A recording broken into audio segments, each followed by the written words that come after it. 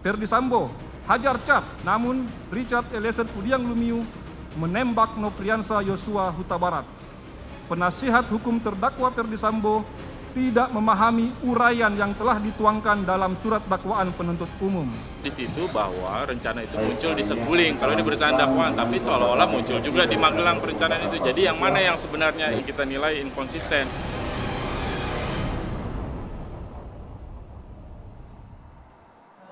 Selamat malam pemirsa, Anda menyaksikan Dua Sisi bersama saya Dwi Anggia. Pemirsa, kita sudah sama-sama menyaksikan bagaimana jalannya sidang terdakwa kasus pembunuhan berencana terhadap Brigadir Joshua, Ferdi Sambo CS yang sudah berlangsung dalam 3 hari terakhir ini.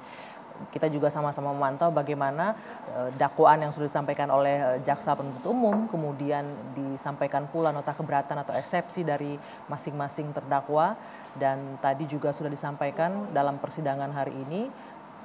Hampir sebagian besar terdakwa menyatakan penolakan atau keberatan terhadap dakwaan yang disampaikan oleh JPU. Nah, pertanyaannya kemudian apakah ini nantinya akan bisa benar-benar membongkar dan mencari kebenaran terhadap kasus ini? Kami akan mendiskusikannya di Dua Sisi selengkapnya.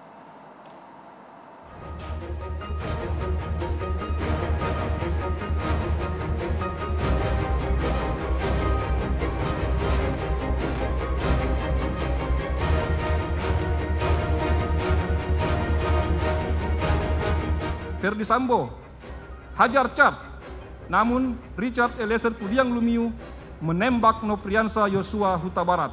Penasihat hukum terdakwa Ferdi Sambo tidak memahami uraian yang telah dituangkan dalam surat dakwaan penuntut umum. Maka patutlah kiranya eksepsi atau nota keberatan penasihat hukum terdakwa untuk dikesampingkan. Di situ bahwa rencana itu muncul di Saguling kalau di perusahaan dakwaan, tapi seolah-olah muncul juga di Magelang perencanaan itu. Jadi yang mana yang sebenarnya itu yang salah satu yang kita nilai inkonsisten dalam kaitan dengan dakwaan tersebut. Sayangnya itu tidak ditanggapi atau dijawab dengan jelas di dalam tanggapan jaksa barusan.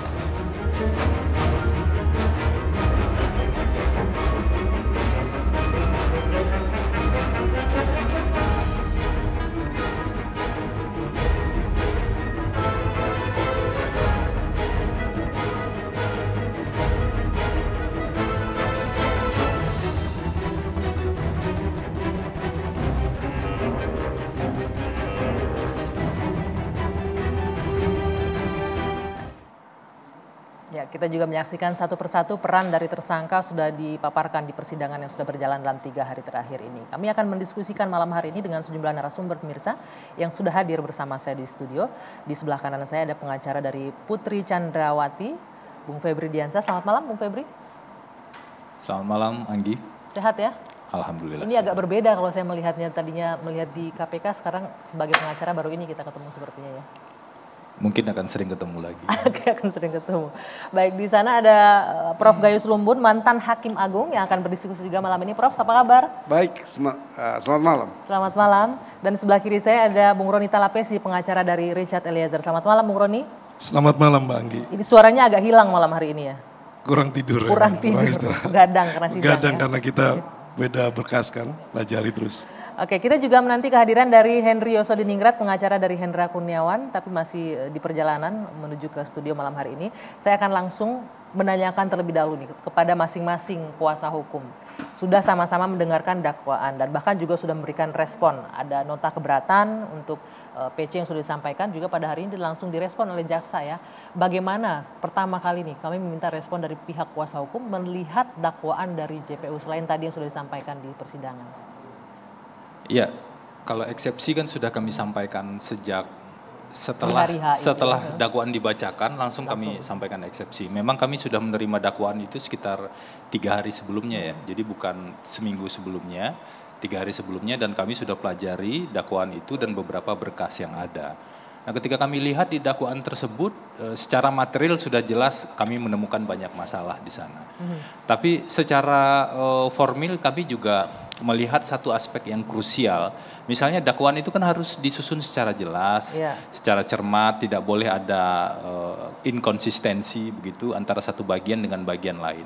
Nah persoalannya kami menemukan hal tersebut. Inkonsistensi seperti apa yang dilihat oleh kuasa hukum? Misalnya yang sering kita lihat ya, yang sering kita dengar dan diulang di berbagai pemberitaan terkait dengan bagian dakwaan yang menulis seolah-olah Pak Ferdi Sambo itu melakukan penembakan terakhir pada saat Joshua masih bergerak gitu. Itu kan bunyi dakwaan. Tapi di bagian dakwaan yang sama juga dikutip hasil visum et repertum yang menunjukkan bahwa peristiwa kematian, penyebab kematian itu adalah tembakan di dada dan tembakan di kepala. Jadi kedua-duanya. Dan ada satu hasil lagi setelah setelah otopsi yang kedua lah begitu ya. Ekshumasi ya. Ekshumasi itu juga disebutkan secara tegas di sana penyebab kematian itu adalah tembakan di dada yang menembus paru-paru. Nah yang jadi persoalan adalah kalau kita lihat runtut peristiwanya yang diuraikan di dakwaan, tembakan di dada itu kan tembakan awal-awal yang diduga dilakukan oleh Richard.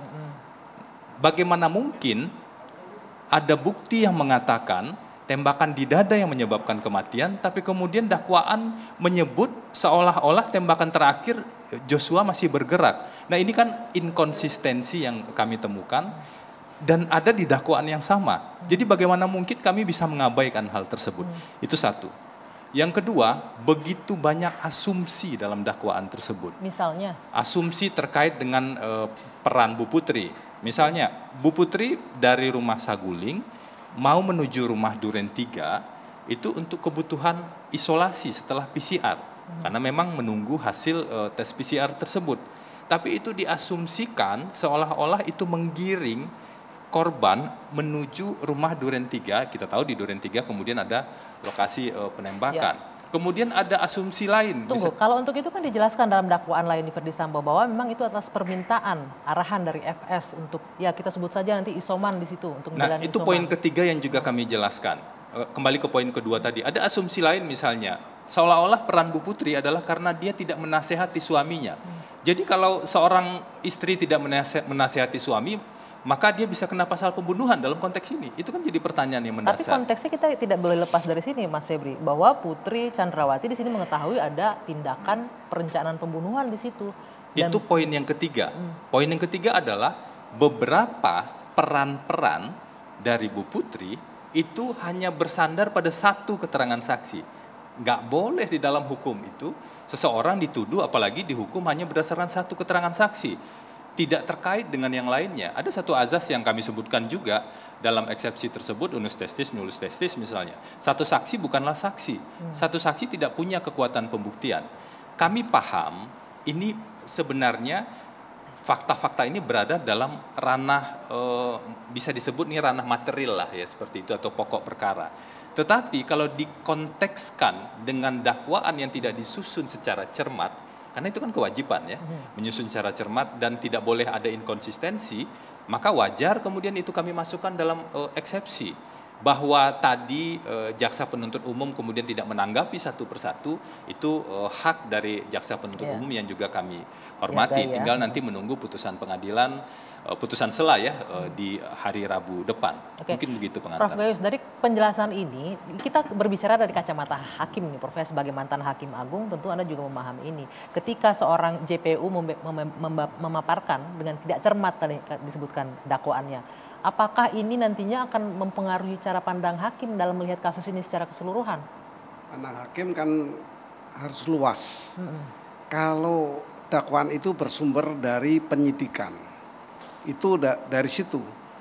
Dari situlah P21 dari penyidik kepada kejaksaan. Jaksa menunjuk JPU. JPU berdasar itu dia membuat dakwaan. Nah, kalau ada keterangan lain di luar dakwaan, itu boleh saja hakim akan memperhatikan sekali, termasuk dari luar maupun di depan persidangan, tidak hanya di persidangan. Dinyatakan di luar pun menjadi masukan bagi hakim, tapi itu kan disandingkan dengan keterangan yang lain nanti, dibuktikan pada saatnya, yaitu saat pembuktian. Ini ada 10 tahapan, ke-11 itu vonis, itu kalau rutin yang dilakukan di pengadilan pidana. Ini baru tahap kedua ini hari ini untuk eksepsi dan yang lain. Eksepsi juga dibatasi sebenarnya hanya 3 hal. Yang pertama, formalnya itu kan locus delicti, tempus, dan identitas. Itu sebenarnya kalau tidak nanti ada saatnya, dan itulah yang disampaikan Mas Febri tadi, pada saatnya akan terungkap dalam pembuktian. Dan satu saksi memang bukan menjadi hakim bisa memutus, tapi tidak bisa dengan satu saksi. Tidak, tapi di angka 3-nya disebutkan di 185 itu bahwa ayat 2 harus dengan tambahan 1 alat bukti baru bisa diputus. Artinya apa? Tidak mati bahwa satu saksi itu lalu tidak bisa menghukum. Tidak juga begitu, karena ada escape clause-nya ada di pasal berikutnya, itu pasal 3 di KUHP. Artinya apa? Hakim punya kewajiban untuk menggali lagi dari semua pihak, dan hakim punya logika. Kalau ada 2 cuatan yang berbeda, yang mana yang logis menjadi hakim yakin untuk menentukan sikap hukum melalui putusannya. Tapi tentunya saja juga berdasarkan dengan barang bukti ya, Prof, ya berarti. Dengan pembuktian, alat bukti yang lain itu akan menjadi, dan harus lebih dari 1 memang. Itu nanti akan menjadi agenda di pembuktian. Baik, nanti kita akan lanjutkan lagi. Saya juga akan minta pendapat dari Bung Roni Talapesi, tapi kita harus jeda dulu sejenak pemirsa. Dua Sisi akan kembali sesaat lagi.